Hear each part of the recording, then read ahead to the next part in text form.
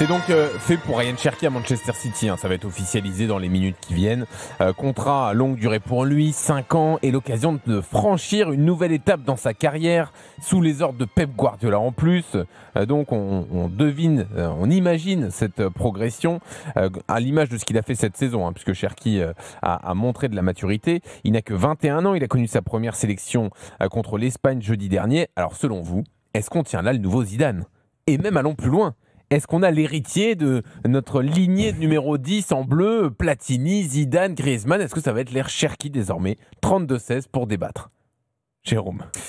Écoute, tu sais, nous en France, on est habitués à avoir en effet des grands meneurs de jeu qui ont porté les équipes. Et ça, c'est comme ça, c'est la tradition, c'est l'histoire de l'équipe de France, c'est l'histoire du football français.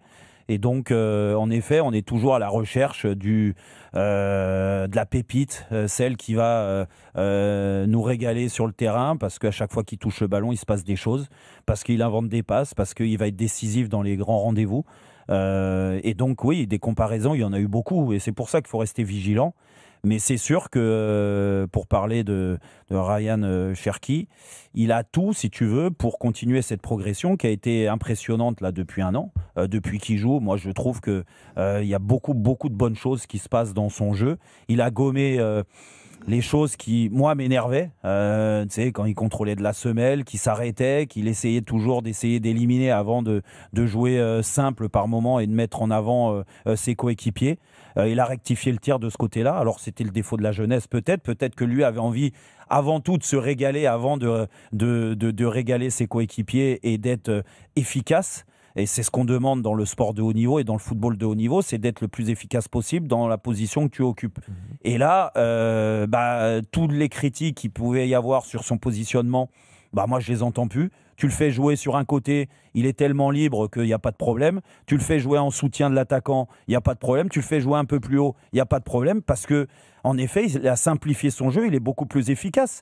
Et vu qu'il est plus efficace et qu'il enchaîne les minutes, le volume de jeu a aussi évolué. Aujourd'hui, il est capable quand même de faire beaucoup d'efforts, contrairement à une certaine époque.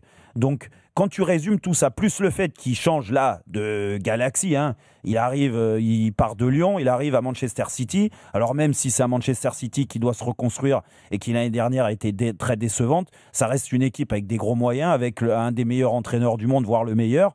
Donc j'imagine que il va essayer de le façonner encore à sa façon, Guardiola, comme il a fait avec tous les joueurs, et que si ça matche bien entre les deux, vu les qualités qu'il a déjà à la base, c'est-à-dire que techniquement, il est au-dessus de la moyenne. En termes de qualité de passe, il est au-dessus de la moyenne. En termes de vision du jeu, je pense qu'il est au-dessus de la moyenne.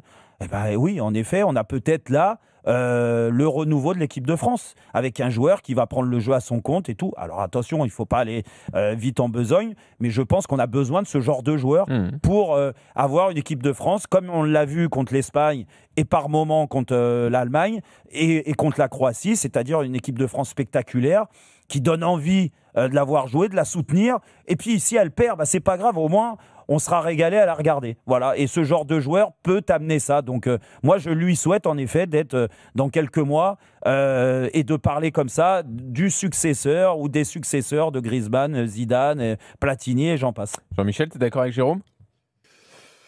J'aimerais être d'accord de A à Z avec Jérôme, mais si on compare, puisque on le prévoit comme le successeur de nos deux anciens meneurs de jeu, voire Griezmann, qui malheureusement sur la fin de carrière était plus un milieu relayeur qu'un milieu créateur, puisqu'on va rester sur Zidane et Platini. Alors, Platoche, je me rappelle très bien où il était à 21 ans et quel était son rôle dans l'équipe de Nancy. De Nancy, ouais. De Nancy et qui était à l'époque une très bonne équipe qui, en 78, a dû gagner la Coupe de France. Voilà, sur un but de Platini d'ailleurs, où il a battu Baratelli, me semble-t-il. Par contre, je ne sais pas où en était Zizou à 21 ans. Il devait jouer à Cannes, non ? Je crois, oui. Ouais, à mon avis, oui, voilà. Ça devait être ça. Ouais. Et déjà, alors, moi, le rôle de Platini à Nancy est déjà en équipe de France, puisque j'ai eu la chance de faire quelques matchs avec lui. C'était un joueur capital. Il a surtout la chance de jouer avec toi. Ouais, oui, ce qu'il si disait. tu veux. Oui, si je m'appelais Roten, c'est ainsi que j'aurais présenté les choses. Écoute, elle est belle, franchement. celle-là. Oh non, elle est belle, hein, franchement. Moi, j'étais où à Bravo, 21 Jean-Louis. ans? Je brillais où à 21 ans? Et À donc, Caen dans les- Je pensais que tu allais aller aussi me demander. Ils avaient tous les deux un rôle majeur qu'a Cherki depuis, je ne vais pas dire quelques semaines, mais quelques mois seulement.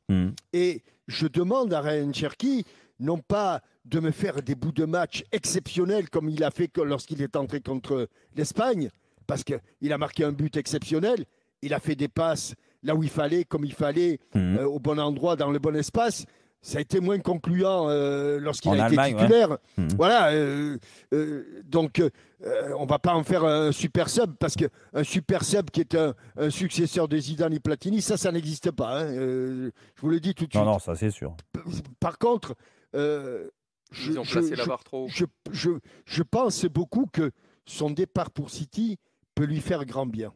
Il va tomber sur des joueurs qui ont du métier, qui sont aguerris. On va lui demander beaucoup. Il va jouer dans un style différent. On va lui demander beaucoup. Et c'est là, hein, c'est dans les 6 premiers mois qu'on va tout comprendre. Hein. Ouais.